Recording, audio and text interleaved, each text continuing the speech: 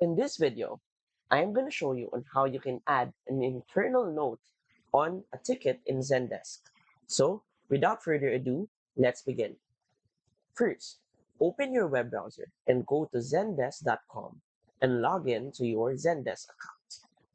Once you're inside your main dashboard, select a ticket from the views right here and select a ticket that you wish to add an internal desk on. Now, as you can see, once I type in here, this would be a public reply, but there is an option right here.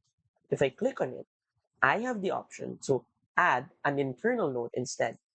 So once I type here a text and enter, this would be considered an internal note. I can return it to the public reply, but then my internal note stays. And that's it.